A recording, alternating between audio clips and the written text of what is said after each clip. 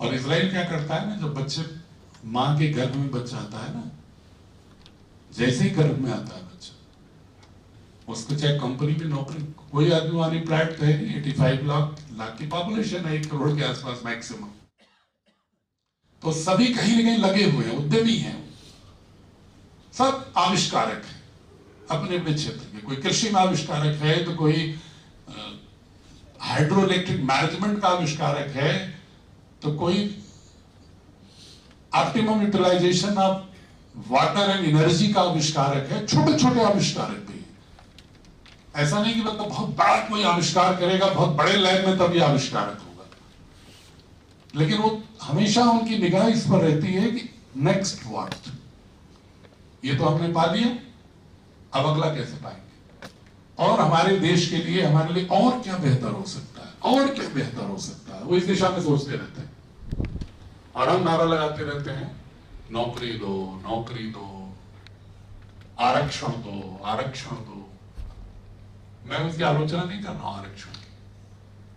आरक्षण तो एक पॉजिटिव डिस्क्रिमिनेशन पॉलिसी होती है सोशल साइंस में। जो पिछड़े लोग होते हैं, हिस्टोरिकली जो पिछड़ जाते हैं, उनको एक एडिशनल हैंड होल्डिंग के लिए एक टेम्पररी सोल्यूशन है, एक अस्थायी समाधान है। कल्पना करो, हर साल 2.5 करोड़ नौजवान इस देश में आ रहे हैं, कोई सरकार आ जाए किसी राजनीतिक दल का, 2.5 करोड़ लोगों को नौकरी दे पाएगी सरकारी? क्या दे पाएगी?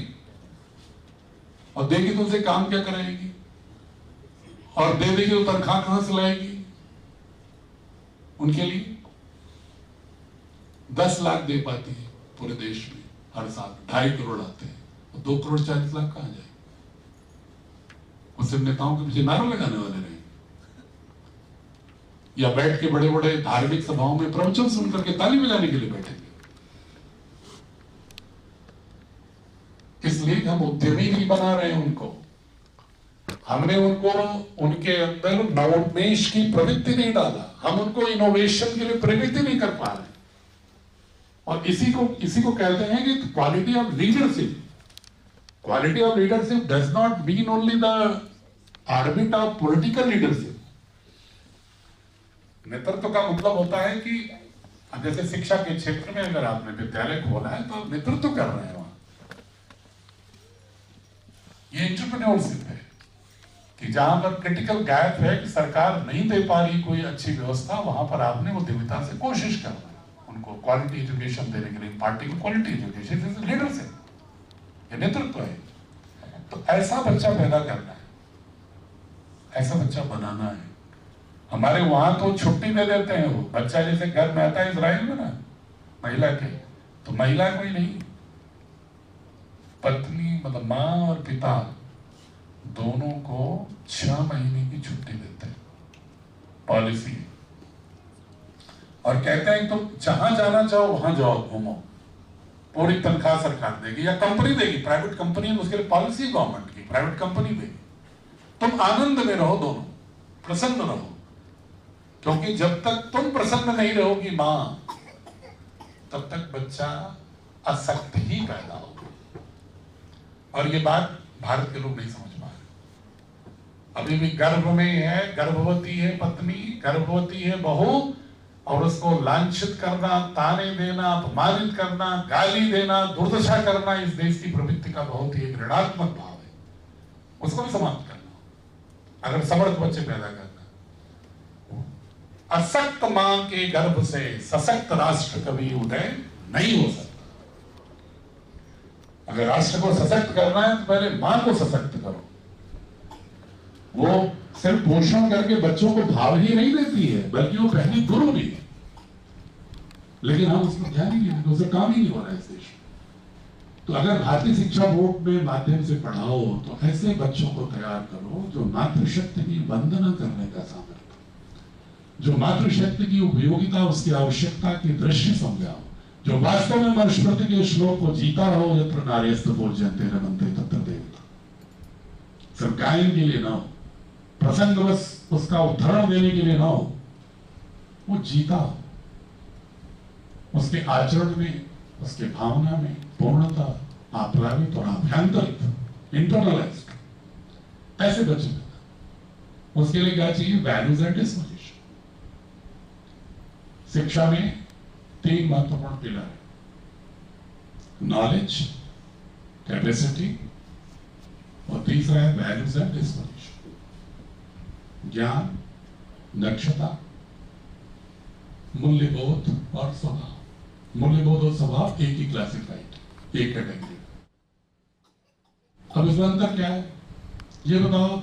धनुर्विद्या में अर्जुन और कर्ण दोनों में कोई ये तुलना कर सकता था कौन ज्यादा है कौन कम है? द्रोणाचार्य भी घबरा गए थे कि कहीं ऐसा तो नहीं कि हमारे अर्जुन से कोई बड़ा धनुर्धर हो जाए। लेकिन अंतर क्या है? मतलब दक्षता है पूरी, धनुर्विद्या का नॉलेज भी पूरा है, थ्योरेटिकल नॉलेज भी है, और उसको अप्लाई करने का, प्रयोग करने की तकनीकी दक्षता भी है। दोनों में है। लेकिन श्रेष्ठ अर्जुन क्यों है? वैल्यूज एंड डिस्पोजिशन की वजह से, मूल्यबोध की वजह से।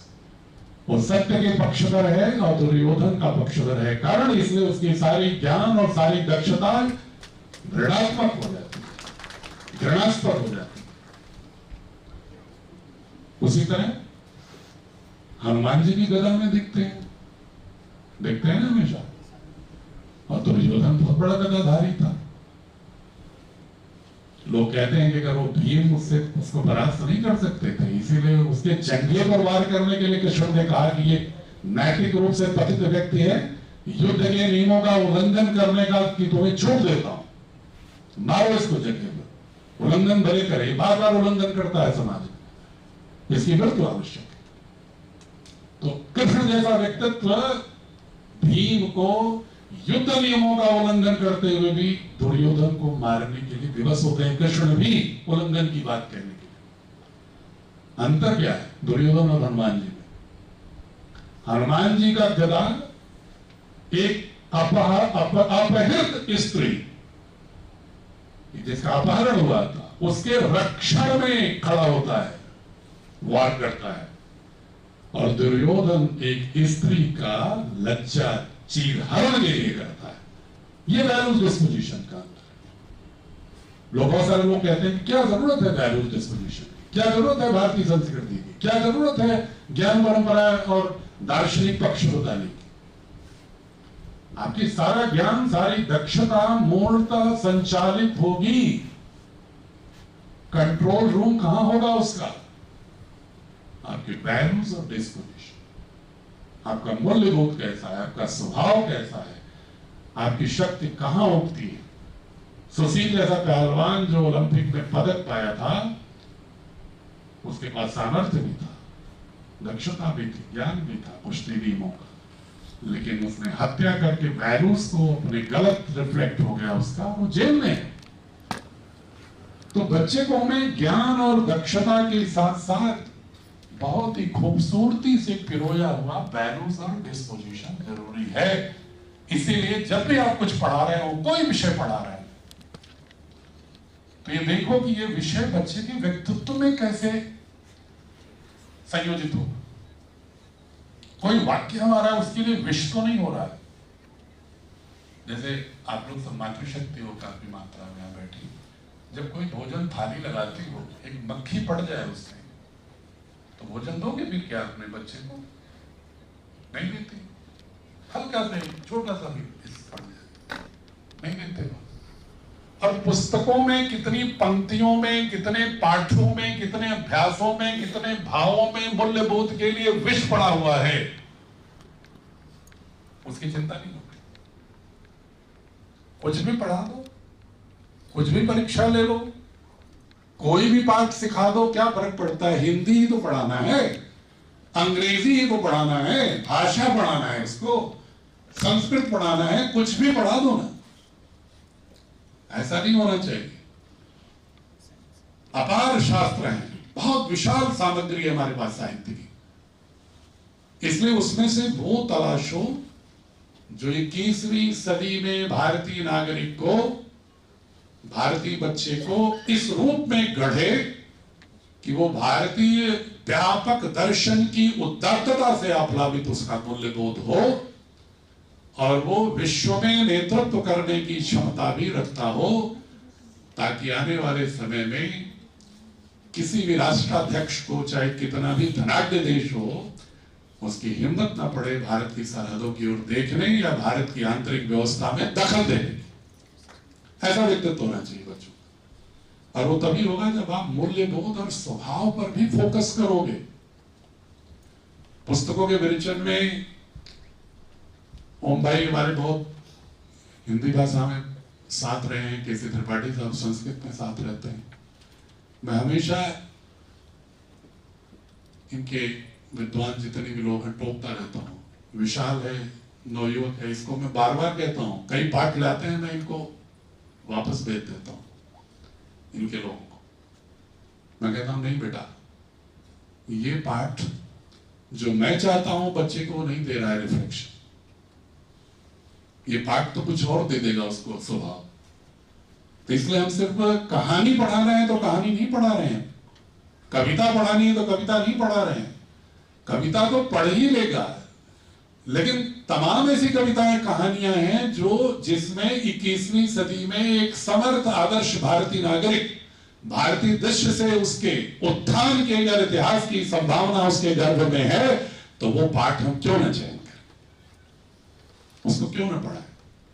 इसी तरह सांस्कृतिक कार्यक्रम जो आप करते हो, कुछ भी कर देते हो, कुछ भी कर देते हो, एक कैसेट लगाते हो और झुलनी नथुनी कोई गीत चल रहा है, कुछ भी चल रहा है गीत, उसके भाव को भी नहीं देखते। और बहुत सारी बहनें गलती करती हैं, माफ करना बेटियां, आप लोग ऐसे ऐसे गीत पर डांस कराते हो, नृत्य कराते हो, जिसके अगर शब्दों को देखो तो उसमें कोई भी सकारात्मक मूल्यबोध है ही नहीं। उसके बच्चे के और चेतन दोनों को अपवित्र करने वाले भाव है। लेकिन आप उसमें नृत्य करा रहे हो, कह रहे हो सांस्कृतिक कार्यक्रम करा रहे। कौन सी संस्कृति है? अब संस्कृति है, ये संस्कृति नहीं है, करप्शन ऑफ कल्चर है, अब संस्कृति। और कुछ लोग कहेंगे कि मैं बड़ा बच्चों को जोड़ रहा हूं भारतीय संस्कृति से। कैसे जोड़ते हैं? सब हर त्योहार मनाते हैं, बहुत अच्छा मनाते हैं, फिर क्या करते हैं? कृष्ण जन्माष्टमी में एक बच्चे को कृष्ण बनाते हैं और एक बेटी को राधा बनाते हैं, और वो अपना बांसुरी खड़ा कर देते हैं, राधा चारों ओर नाच रही है और गाने चल रहे हैं श्रृंगार के। हो गई भारतीय संस्कृति। ये कोई भारतीय संस्कृति है? अगर बच्चे को 21वीं सदी के योग्य बनाना है तो बच्चे को कौन सा सामर्थ्य देना है? आपको कृष्ण के दूसरे व्यक्तित्व को देखो ना। कृष्ण का ये व्यक्तित्व जो दिखाते हो रास लीला, अगर बहुत गंभीरता से अध्ययन करोगे तो ये भ्रामक जोड़ी हुई लीलाएं हैं। ये 12वीं 13वीं शताब्दी में इस तरह की रचना हुई है। पद्म पुराण में इसकी कहीं चर्चा नहीं है, भागवत पुराण में इसकी कहीं चर्चा नहीं है। ये सारे के सारे ब्रह्मवैवर्त पुराण और बाद के पुराणों में लिखी हुई बातें हैं। और हम उस रासलीला को भारतीय संस्कृति मान के गाना गा रहे हैं, देख रहे हैं, बच्चों को ही भाव दे रहे हैं। अरे कृष्ण को दो तो वो दो। यदा यदा ये धर्मस्य ग्लानिर्भवति भारते अभ्युत्थानमधर्मस्य संभवामि। वो भाव क्यों नहीं दे रहे? कर्मणि अधिकार, कर्म ही अधिकार है। कर्मयोग तो योगस्थ कर कुरु कर्माणि, वो भाव क्यों नहीं दे रहे? वो भाव कृष्ण का क्यों नहीं दे रहे हो कि शौर्य के साथ चातुर्य भी जरूरी है? शौर्य ही नहीं आवश्यक है, चातुर्य भी आवश्यक है, चतुराई भी होनी चाहिए। ये कृष्ण सिखाते हैं। अगर हमें पाकिस्तान और चाइना से जीतना है तो सिर्फ शौर्य ही नहीं काम करेगा, चतुराई भी होनी चाहिए। अगर कोई शेर सामने खड़ा है, मान लो कोई अमेरिका से युद्ध करने आ जाए, तो तुरंत खड़े हो जाओगे, गाँव खा लो। तो उसमें चतुराई चाहिए ना, और जब मौका मिले तो वार करो। तो ये हमेशा कोई भी जो मूल्य बोध है ना, ये युग में होता है। एकांतिक कोई शब्द नहीं होता। हम लोग कभी शौर्य सिखाते हैं तो शौर्य सिखाते रहते हैं, करुणा सिखाते हैं तो करुणा सिखाते रहते हैं, हिंसा सिखाएंगे तो बहुत शौर्य हिंसा से जोड़ देंगे, और अहिंसा को सिखाएंगे तो अहिंसा की बात करते रहेंगे। अरे भाई, हर मूल्यों का प्रासंगिक उपयोग होता है। क्या पाकिस्तान के साथ करुणा दिखानी चाहिए क्या? पात्र है क्या करुणा का? तो वहां तो हिंसा आवश्यक है ना, शौर्य का प्रदर्शन आवश्यक है। तो बच्चे के तरह भाव होना चाहिए कि मूल हो अहिंसा, लेकिन कोई मैं अगर आक्रमण किसी पर करता हूं तो वो हिंसा है, लेकिन अगर कोई मेरे पर आक्रमण करता है और मैं उसकी भुजाएं नहीं तोड़ता हूं, दुश्मनों की बात कर रहा हूं, पड़ोसियों से मैं भुजा तोड़ने लगा कि आंतरिक भी शुरू हो जाओ, अभी यही खाने में झगड़ा हो तो भुजा तोड़ दो। मैं बात कर रहा हूं बाह्य दुश्मनों की। देश के अंदर तो कानून काम करता है, हमारा देश के अंदर तो संविधान के साथ जीना है, लेकिन देश के बाहर के जो लोग हैं उनसे हम अपने संविधान के तहत अपनी ग्रीवांस को, अपनी समस्या को नहीं समाधान कर सकते। कोई विकल्प नहीं है वहां। एक ही विकल्प, अगर तुम्हारा अस्तित्व समाप्त करने आ रहे हो तो मैं तुम्हारे अस्तित्व को मिटाने की कोशिश करूंगा। तो इसलिए मैं मैथमेटिकल गणित की भाषा में कहता हूं, शौर्य माइनस करुणा क्या होती है? क्रूरता। शौर्य माइनस करुणा इज क्रूरता, क्रूरलिटी है। और करुणा माइनस शौर्य इज इक्वल टू कायरता। वो कोई करुणा नहीं है, कायरता है अगर शौर्य नहीं है साथ में। अरे तुम शौर्यशाली हो ही नहीं तो तुमसे कौन करुणा मांगने आ रहा है? करुणा कौन आपसे उम्मीद कर रहा? तो शौर्यशाली हो। एक दिनकर जी की कविता है, क्षमा सोबती उस भुजंग को। किसको बताओ? शिक्षक लोग हो जिसके पास गरल हो।